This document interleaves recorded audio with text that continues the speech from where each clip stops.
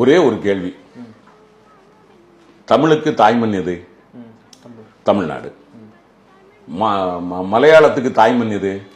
Kerala. தெலுங்குக்கு தாய்மண் Andhra. கன்னடத்துக்கு, மராட்டியத்துக்கு Maharashtra. பெங்காலிக்கு west Bengal. சரிதானா? West Bengal. Orissa மொழிக்கு ஒடிசா. ஹிந்திக்கு எது தாய்மண்? எனக்கு சொல்லுங்களேன். நிறைய மாநிலங்கள் இருக்காது. நிறைய மாநிலங்களில் பேசப்படுகிறதுங்கிறது வேற விஷயம். ஹிந்திக்கு தாய்மண் எது?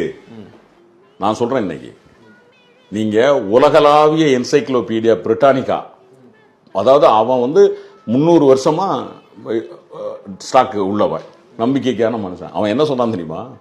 ஹிந்திக்கு தாய்மண் என்று ஒன்று கிடையாது. இங்க இன்வேடர்ஸ் வந்தாங்க பாருங்க, ரைட்?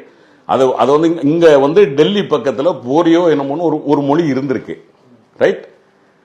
அவன் சொல்றது, பிரிட்டானிக்கா சொல்ற உண்மை என்னன்னா, ஆப்கானிஸ்தான், ரைட், ஈரான், துருக்கி, இதை தாண்டி மத்திய ஆசியா, இது போன்று இங்கு வந்த இன்வேடர்ஸ்னா யாரு? இங்க இல்லாத, இந்த மண்ணுக்கு சம்பந்தம் இல்லாதவர்கள் கொண்டு வந்தவர்கள் உருவாக்கிய மொழி ஹிந்தி. அப்ப ஹிந்தி எது? வந்தேரிகளின் மொழி. அதற்கு இங்கு தாய்மண் கிடையாது. அப்போ நீ வந்தேரிகளின் மொழியை எல்லாருக்கும் மொழியாக்க வேண்டும் என்று சொன்னால், இந்த மண்ணில் பிறந்த எந்த ஒருவனாவது ஒத்துக்கொள்வானா?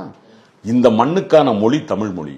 இதை நாங்க மட்டும் சொல்ல, டாக்டர் அம்பேத்கர், தத்துவமேதை ஓஷோ, இவங்க எல்லாருமே சொல்லி இருக்கிறாங்க. இன்னும் சொல்ல போனா உங்க வட இந்தியாவினுடைய முன்னணி பாடகர் சோனு அவர் சொல்றாரு, முதல் மொழியே தமிழ் மொழி என்று.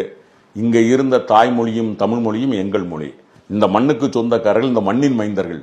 நாங்கள் வந்தேரிகளின் மொழிகளை ஏற்றுக்கொள்ள மாட்டோம். வந்தேரிகள் அதற்கு வரவேற்பு கொடுக்கலாம், நாங்கள் கொடுக்க முடியாது. இதுல என்ன தப்பு?